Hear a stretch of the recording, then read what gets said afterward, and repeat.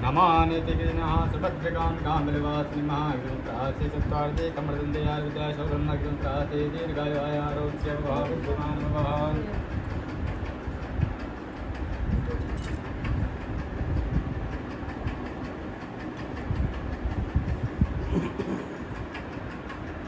ये तो बड़ी ऐसा कार्बन होता है बहुत ज़्यादा। हाँ ये धुआं निकला। पूरा तरह आपने तो वही लिख रखी है पर लगा उसमें तो वहाँ से हम तो जलाते नहीं। थोड़ा एक ही का मिला और उससे भी रेट नहीं करता। ये जो सूखी वाली रहती है एक सूखी वाली मतलब मेरा मैं खड़े भी नहीं वैसे नहीं मेरा खड़े के लिए अरे ज़्यादा ये और ये बांस वाली कैसी होती है अरे पहले जो बांस वाली हाँ, स्टील तो रहती है, उसमें सीन डंडी- में हाँ, अगरबत्ती सीन सी, हाँ। अगरबत्ती अगरबत्ती ये कहाँ पे कंधे पे लगी है? ओम अभ्यासनान अलगोरा संलोहि गन्नम विराजन्ता नदन पंडित जी जाते हैं ना, फिर वो कलम में करते हैं ना, ना पूजा करो।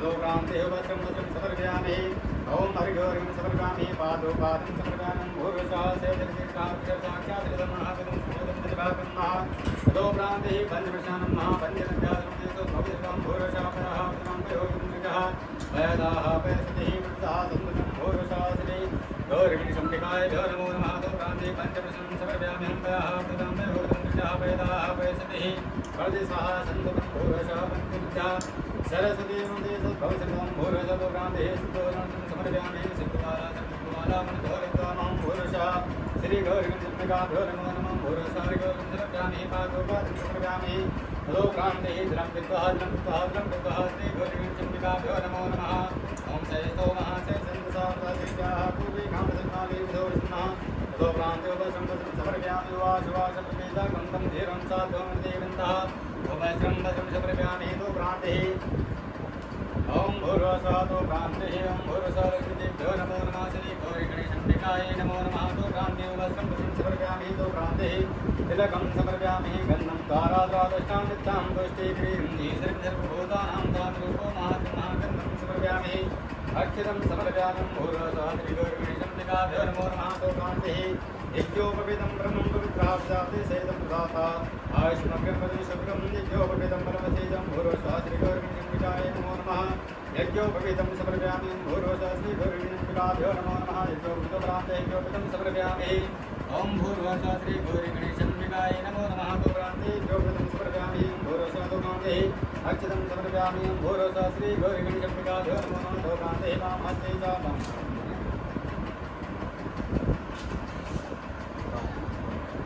ओम भूर्भुवः महागणाधिपते नमः ओम महागणाधिपते नमः ओम लक्ष्मीनारायणाभ्यां नमः ओम वाणिग्रजाभ्यां नमः ओम श्री शशिपुत्राभ्यां नमः श्री महालक्ष्मीकमलेभ्यो नमः श्री इष्टदेवताभ्यो नमः श्री कुलदेवताभ्यो नमः श्री ग्रामदेवताभ्यो नमः श्री वास्तुदेवताभ्यो नमः श्री सर्वेदेवेभ्यो नमो नमः सर्वेभ्यो तीर्थदेवताय नमः सर्वेभ्यो ब्राह्मणेभ्यो नमः सर्वेभ्यो पितृदेवताय नमः सिद्धिबुद्धे सदं ब्रह्मागणाधिपते नमो नमः ध्यानापेक्षं समर्पयामि भद्रभूषं समर्पयामि रुद्रदेवताय नमो नमः सिद्धिबुद्धे सद्महागणाधिपते नमो नमः गौराङ्गं ब्रह्मादेव हस्तार्थं कृत्वा देवनी सबलाभाति भवेज्जन्मजन्मनियं भूर्भुवः फलं समर्पयामि तो प्रान्ते हिन्दुकमलावनश्येवाखिलभुक्त्वानि विविधाहि श्रीनाथं गिराणां परमेश्वरं भूर्भुवः श्री गौरी गणेशम्बिकाभ्यो नमो नमः देवावेशानं समर्पयामि भूर्भुवः ताम्बूलं समर्पयामि ताम्बूलं समर्पयामि तो प्रान्ते ताम्बूलं समर्पयामि सोतपोपसन्ना पुण्यभागिनादिव्याधेद्रापीडामृतहार्दं धनराशिकासाधे केतुद्रुद्रो क्रूरग्रहास्ते संजितं सर्वजीवनजाय सर्वायस्तं कृष्णद्वाराः एकादशहस्तानि खग्राग्रदं पुत्रपौत्रादिसन्तन्तेर्वचन्निवृद्धं च आजाद्नवग्राभुजसिद्ध्यर्थं नाजात्मिकादिविकादिभोगिकृते तपोपसनाथो धर्मान्तकामोक्षो तत्रपदीप्रसादं सिद्ध्यर्थं श्रीभगवानारणपूजनं महाश्रीनवग्रादिपूजनं महाश्रीधर्मदेवतापूजनं महा गौरी गणेशम्बिकायै पूजनं महासमाधिरोगदोषनिवारणार्थो समस्तिकष्टनिवारणार्थो तस्मः श्रीभगवानारणपूजनं महासत्यनारायणपूजनं महासङ्कल्पं करिष्यामि होमं सङ्कल्पं संवदेतः गुरोऽहं सङ्कल्पं करिष्यामि ओम शान्ति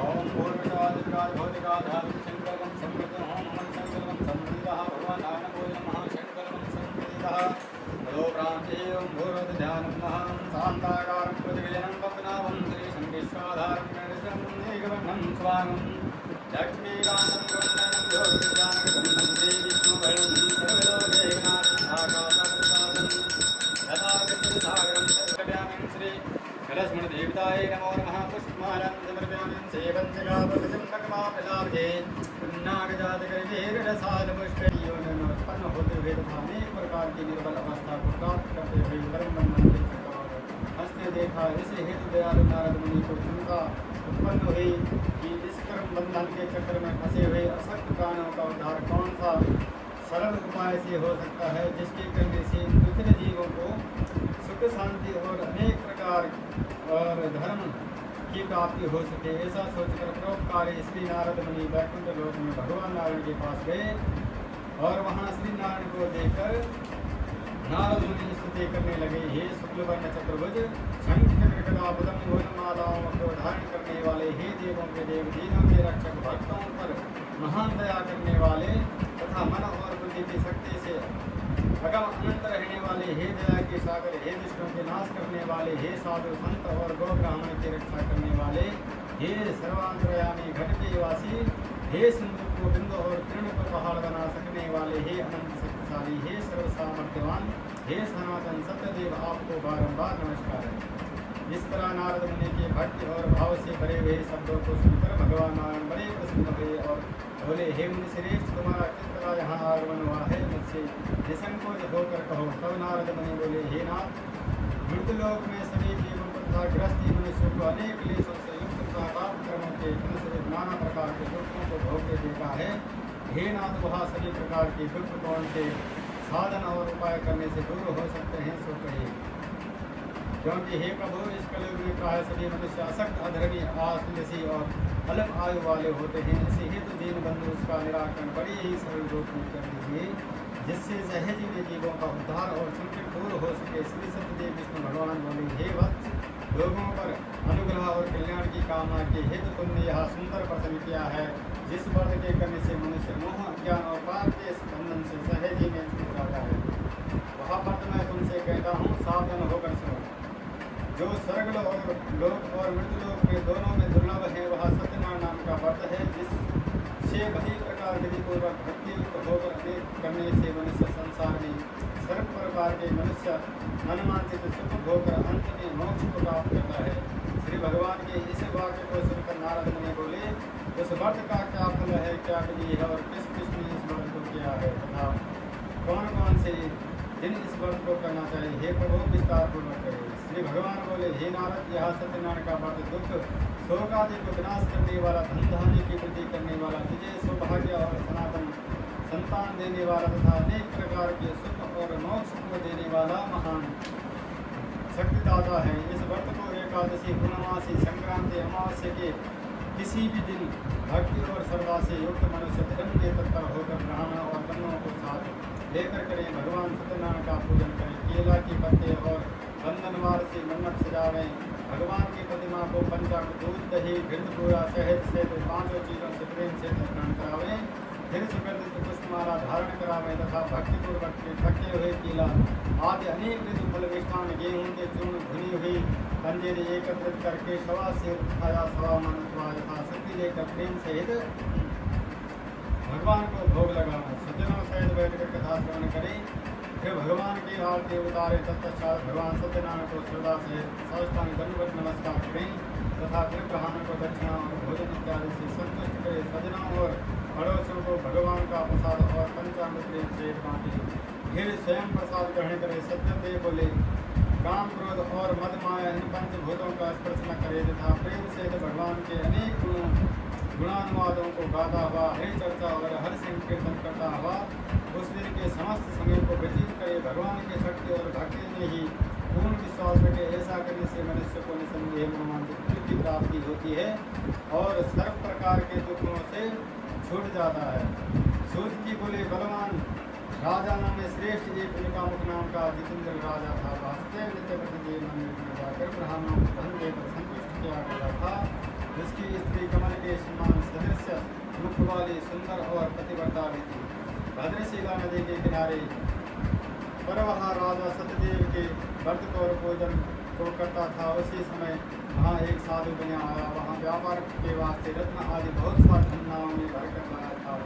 नाव को नदी के किनारे लगाकर आप नीचे उतर गया। वहाँ राजा को व्रत और भोजन करते देखकर हाथ जोड़कर बड़ी नर्मदा से पूछने लगा, हे राजन, भक्त को लोग आप क्या कर रहे हैं, कृपा करके कहे। राजा बोले, हे साधु, अतिथि जैसे विष्णु भगवान का पूजन है, जो कि अपने बंधुओं के साथ पुत्र प्राप्ति की इच्छा से कर रहा हूँ। इस व्रत के करने से मनुष्य की सभी मनोकामना पूर्ण हो जाती है। तब साधु कैसे बोला, हे राजन, मेरे भी कोई संतान नहीं है, इसलिए मैं भी इस व्रत को अवश्य करूँगा। आप कृपा करके इस व्रत की विधि बतलाकर भेजे। तब राजा ने सत्यदेव की पूजन अर्थ की संपूर्ण विधि साधु को बतला दी। इस विधि को जान वहाँ अपने घर को गया, वहाँ जाकर उसने अपनी स्त्री को संतान देने वाले व्रत को बतलाया और इस बात का संकल्प किया कि जब हमारे संतान उत्पन्न होगी तब श्री सत्यनारायण भगवान का व्रत अवश्य करेंगे।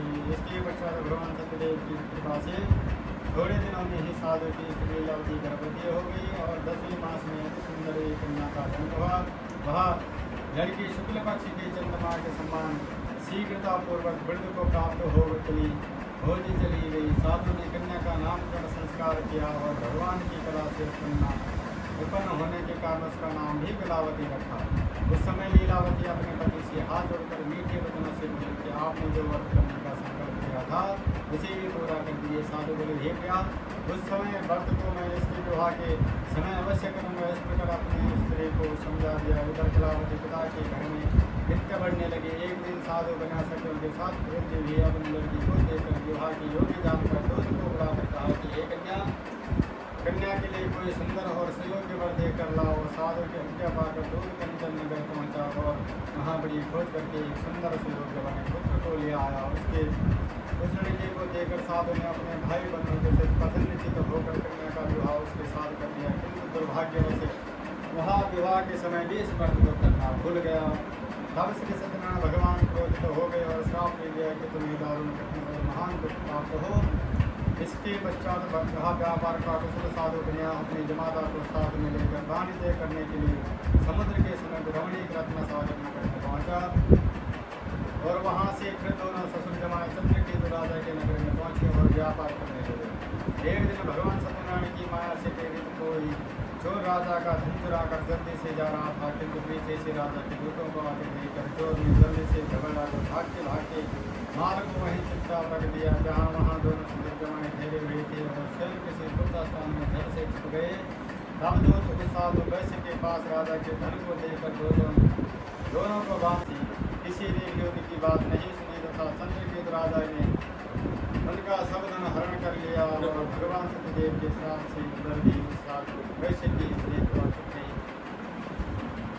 दोनों दुखी हो गई और जो धन घर में रखा वह सब चोर ने चुरा लिया। इस प्रकार भूख और प्यास से दुखी होकर अन्न की चिंता में घर घर फिरने लगी। एक दिन वहाँ कन्या भूख से दुखी होकर एक दीदी के मकान पर गई। उस जगह भगवान सत्यनारायण के भक्त वहाँ बैठ कर उसकी तलाश की और पिता एवं पति की मंगल कामना की। फिर प्रसाद खाकर रात को घर पर गई। माता ने कलावती कन्या से प्रेम से पूछा कि हे पुत्री इतनी देर तक कहाँ रही।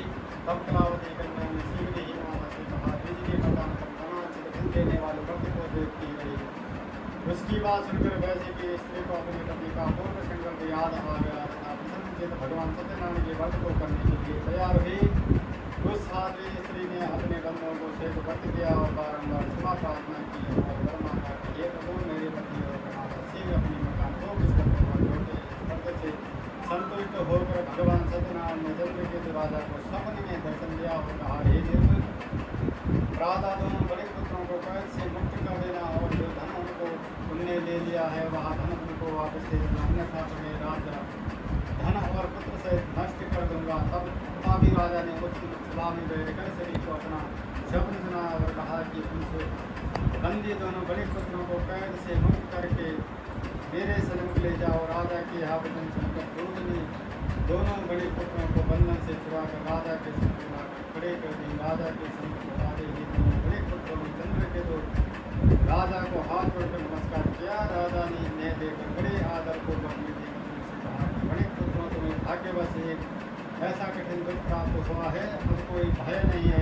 ऐसा कहकर राजा ने उनको मुक्त करके नए नए वस्त्राभूषण पहनावे तथा उनका जितना धन ले लिया था उससे दूना धन राजा ने उन्हें दिया और एक आज्ञा दी थी, अब आप अपने आश्रम को जा सकते हो। तब वे दोनों बड़े पुत्र ससुर जमाए अपने घर को छोड़ दिए।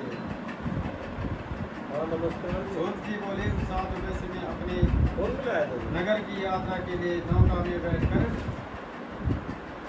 प्रस्थान कर दिया। थोड़ी दूर जाकर नित्यक्रम आदि के लिए वैश्य ने नौका को एक किनारे पर रोका और अपना संध्या कर्म करने लगा। उसी समय भगवान सत्यनारायण एक दंडी का वेश धरकर वहाँ उसके समीप पहुँच गए और पूछने लगे कि साधु, तुम्हारे नाम में क्या है। तब वैश्य ने बड़ी लापरवाही और व्यंग्य के तौर पर कहा, हे दंडी किस लिए पूछते हो, क्या रुपये ले जाना चाहते हो, मेरी नाव में तो लता बरदारी है।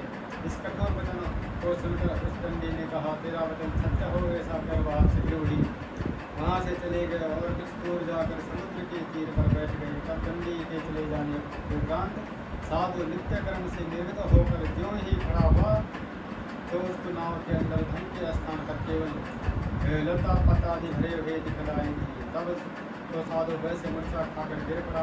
तब उसके जमाई ने कहा कि चिंता क्यों करते हो, जिस दंडी ने तुम्हें साथ दिया है वही सब कुछ ठीक कर सकते हैं, इसलिए निसंदेह होकर इस बात को सुनकर साधु वैसे तुरंत उस तरफ को चल दिया जिधर दंडी स्वामी गए। थोड़ी दूर पर जाते ही दंडी स्वामी को बैठा देखा। तब वहाँ उनके पास जाकर बड़ी नम्र सरपत में विनय पूर्वक बोले, हे महाराज, मैंने जो कुछ आपको अनुचित शब्द कहे और झूठ बोला उस अपराध को क्षमा कर दीजिए। ऐसा कहकर वह बारंबार दंडवत प्रणाम करने लगा और महान शोकातुर होकर रोने लगा। तब वह दंडी रूप धारे भगवान बोले, हे बड़ी पुत्र, मेरी आज्ञा से ही तुम्हें बार बार दुख प्राप्त हुआ है।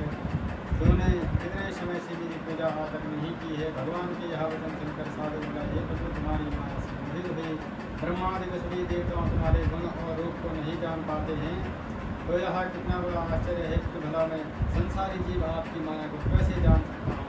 अब आप प्रसन्न हो जाए, मैं सर्वोपचार से आपकी पूजा करूँगा। मेरा पहले जैसा धन कर दो जो मैं आपकी शरण हूँ, शरण इस प्रकार भक्ति पहले जैसा धन कर दो।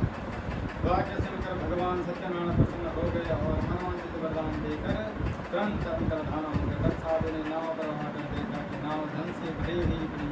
तदुपरांत साधु ने भगवान सत्यदेव का पूजन कर ध्यान भक्तिपूर्वक किया, फिर अपनी नाव में बैठकर देश को चला गया।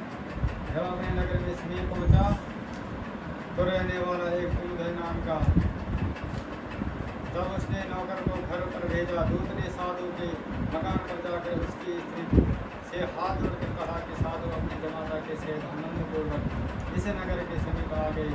दूत के मुँह से इस बात को सुनकर सती ने बड़े हर्ष के साथ सत्यनारायण की पूजा करके पुत्र से कहा कि मैं अपने पति के दर्शन करने के लिए जाती हूँ, जो भी कार्यपूर्वक करके ये जल्दी आजा। माता के वचन सुनकर कलावती कन्या प्रसाद को छोड़कर पति के पास गई।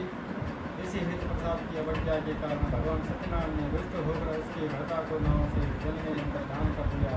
तब कलावती कन्या अपने पति को न देखकर महाशोक में रोती हुई पृथ्वी पर गिर पड़ी।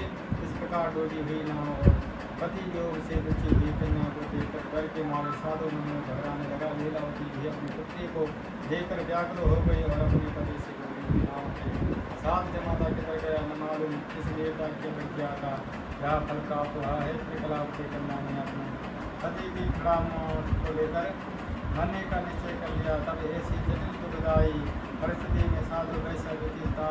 वीर होकर भगवान सत्यदेव की बारंबार प्रार्थना करने लगा।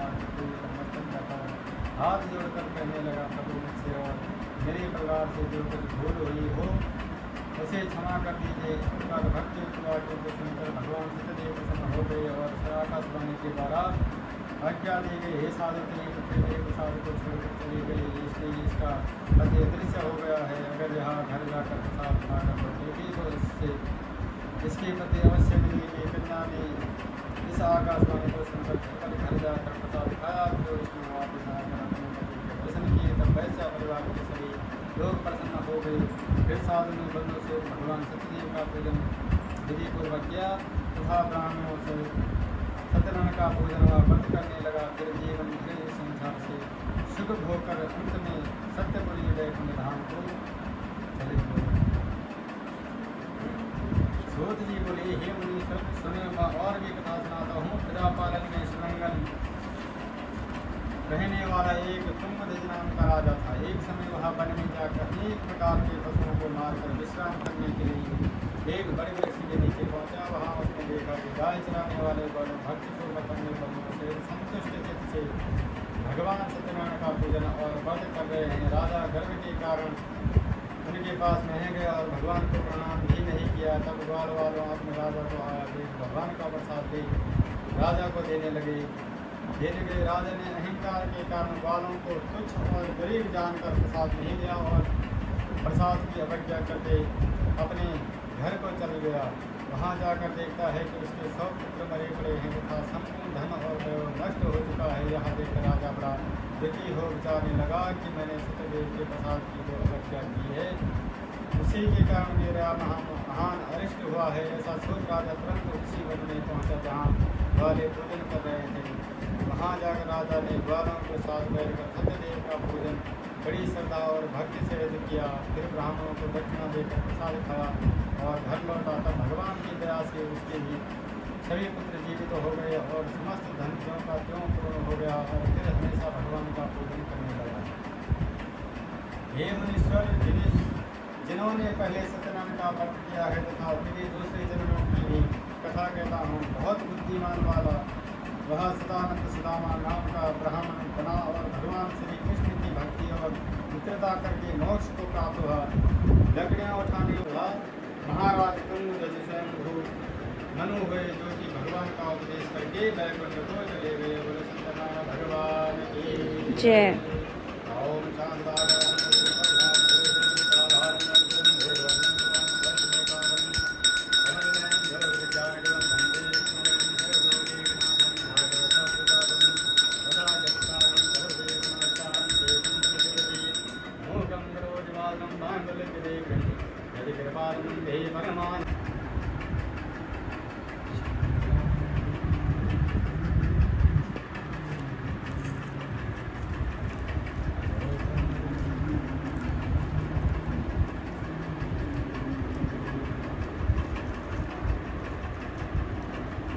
मेरे को नहीं कथा तो आपने अच्छी सुनाई पंडित जी। पूजा तो खैर आप बढ़िया ही करो। मुझे बहुत पढ़ता होगा संस्कृत। हैं? संस्कृत बहुत पढ़ती होगी। हाँ जी हाँ तो और पंडित ही क्या है, संस्कृत और पूजा पाठ ही है।